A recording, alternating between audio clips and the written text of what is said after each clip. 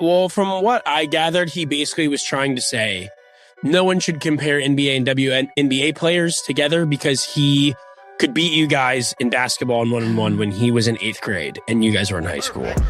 I think, and this is my personal opinion, Sophie Cunningham is about to do what she does best, make her haters cry, not once but twice. First, she dropped a truth bomb that sent shockwaves through the WNBA, and before anyone could catch their breath, she followed it up with a massive announcement about her basketball future that has the entire league buzzing. It all started when NBA star Michael Porter Jr. appeared on the Ball in the Family podcast with Lonzo Ball, where a casual conversation drifted into WNBA territory. Soon they were debating the age at which NBA players could beat WNBA stars, and let's just say they didn't hold back, setting the stage perfectly for Sophie's explosive response. I mean this as respectfully as possible, but 9th grade Lonzo Ball in the WNBA is going crazy. In 9th grade, I'm over 6 feet, and I'm dunking. Like, I'm coming through the, no girl in the WNBA is doing that.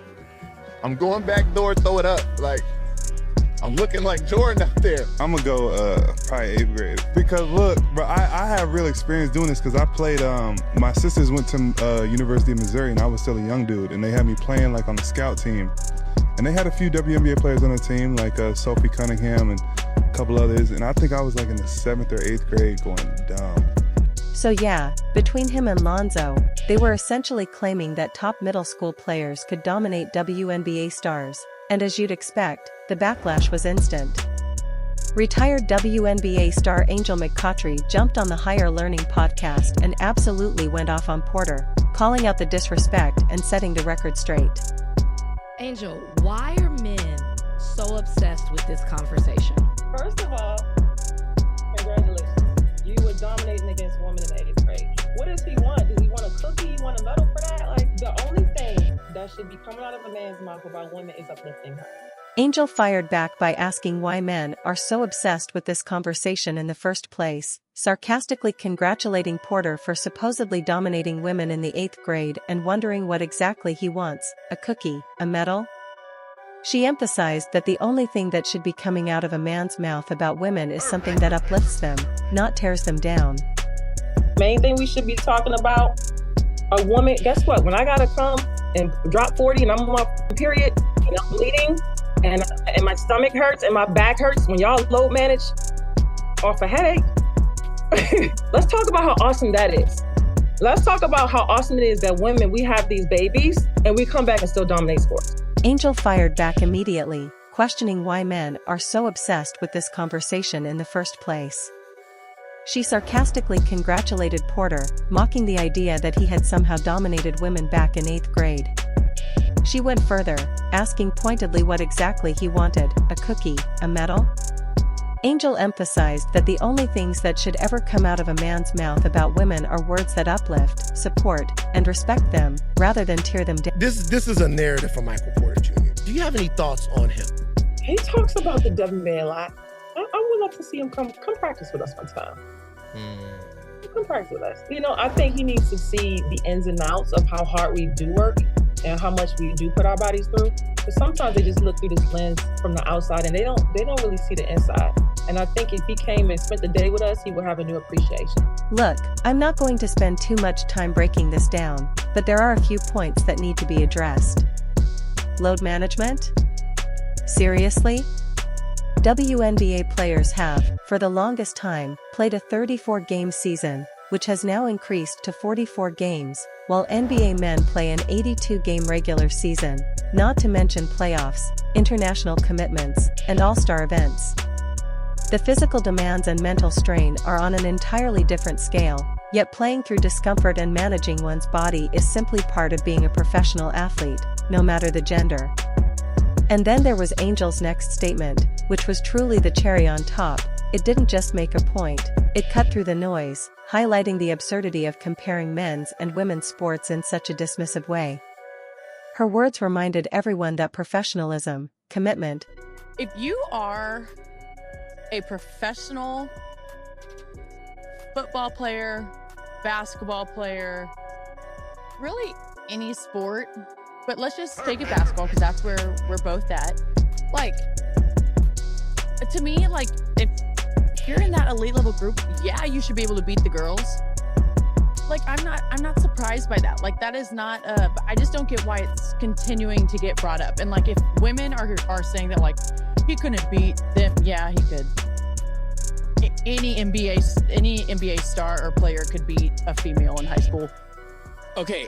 Here's the thing Angel seems to be missing entirely. What Michael Porter Jr. said had absolutely nothing to do with work ethic, dedication, or how hard WNBA players train. He can fully respect the grind these women put in. Nobody is questioning their commitment to the game. His point was simply that at 8. Do you think an 8th grader could hang? A group of elite 8th graders could beat a WNBA team? I mean, if they're future pros, dude, I mean, it just depends how big they are at that age. Like, well, yeah. And the majority of the time, if they're going pro, unless you're a late bloomer, like, you're already pretty big. And like, I mean, they're massive 8th grade boys. Yeah, so I would say that's like, I mean, it's probably true. Like I don't want to be unrealistic or delusional. Like, men are just stronger, bigger, athletic. Like, they just are a different build. And so if you put them up against females, I'm like, well, yeah, they're gonna win. Sophie doesn't see anything controversial about that statement, and, honestly, should anyone? She is simply being candid and acknowledging reality as she perceives it, without any intention of causing harm or showing disrespect. Her perspective comes from a place of honesty rather than provocation, and she expects her words to be understood in that context. When confronted or pressed on this statement again, instead of backtracking, Sophie... That's why it gets brought up, Sophie Cunningham, because a lot of ladies do say that they can beat the men. That's why it gets brought up to a certain extent. A lot of people do say that these WNBA players can beat a D1 college kid, can beat a high-level elite high school kid. A lot of fans in the WNBA say this, think this, believe this, will die on a hill professing this. One of the questions posed to both Angel and Sophie was why this particular topic keeps resurfacing in basketball discourse, seemingly refusing to die down despite repeated discussions. The answer is actually quite simple. There are still people who genuinely believe that WNBA players could compete with NBA players. This isn't just idle speculation. There are fans, commentators, and media personalities who have seriously argued that the top stars of the WNBA possess the talent, skill, and athleticism to hold their own, or even excel, in the NBA. This belief, whether realistic or not, continues to fuel debate and discussion because it challenges conventional assumptions about gender, athleticism. Guys, I am so excited to announce that I'm actually joining Project B's athlete roster. I am so thrilled for it. It is giving women's basketball a platform that is much deserving, not only here in the United States, but across the world. So come on this journey with us. Regardless of the merits of her argument, Sophie took an avalanche of heat from hardcore WNBA fans for her honesty. They came at her from every angle, calling her a pick-me, accusing her of diminishing women's accomplishments to appease a male fan base, and claiming she was throwing her own league under the bus for clicks and attention. All of that simply because she answered a straightforward question honestly and without the political spin people have come to expect. But if fans thought they were upset about Sophie's first truth bomb, that was only the warm-up. She had another massive announcement on the way, one with far bigger implications for the future of women's basketball. Sophie Cunningham, if you guys don't know, is, by all metrics, one of the 4 biggest players in the WNBA. And I say one of the 4 biggest because there is an argument to be made in terms of virality, in terms of popular culture, in terms of who's the most well-known, in terms of, for lack of a better word, polarizing. Like, you either love Sophie Cunningham or you hate Sophie Cunningham, and a lot of non-WNBA fans love Sophie Cunningham because she just says whatever the fuck she thinks. That's right, Sophie Cunningham has officially joined Project B, the new international off-season league that's offering players a staggering minimum salary of $2 million per season. Let me repeat that, the minimum salary is $2 million. This move is yet another dagger straight into the heart of the WNBA. Project B has been ramping up its signings over the past few weeks, and they're clearly not playing around.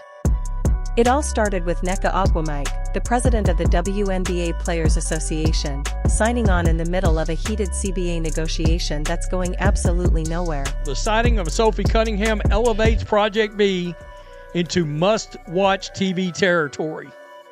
Fair play, Soph. It'll be interesting to see over the coming months what other Fever players follow you and Kelsey. You've really got to wonder, is Lexi Hull not far behind? I mean, let's be real here.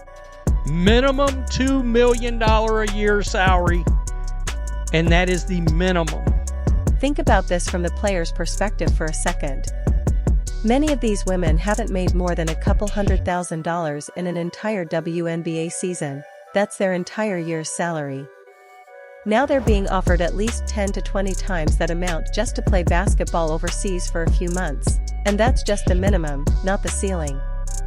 The more top players who join Project B, the more legitimate the league becomes. With Sophie and Kelsey signing, it's likely Fever fans will follow them and tune in to Project B games. The league has publicly stated its goal of becoming real competition for the WNBA, and honestly, that could happen sooner than expected, especially if there's number 2026 WNBA season due to a labor dispute.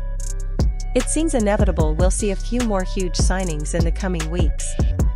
Lexi Hull could be heading to Project B before we know it, and Angel Reese might follow, given her star power, social media influence, and willingness to make bold moves for the money.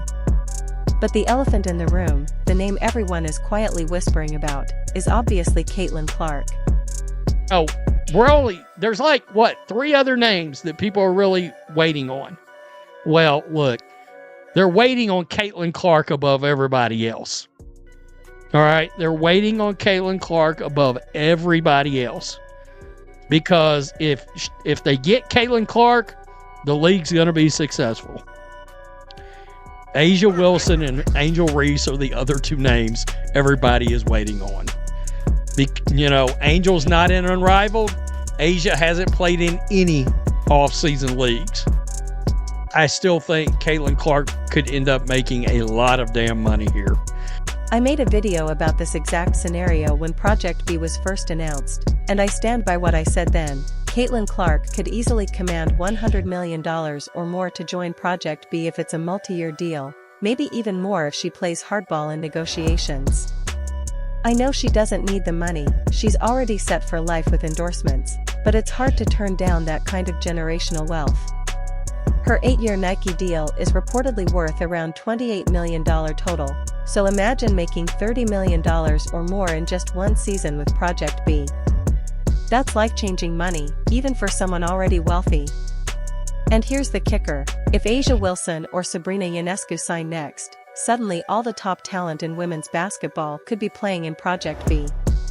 It's 5-on-5 basketball with no schedule conflict since it's in the off-season. And if there's number 2026 WNBA season due to a lockout, you'd have to think Caitlin will want to play competitive basketball somewhere. She's going to play for Team USA, sure, but she's not just going to sit at home until May 2027.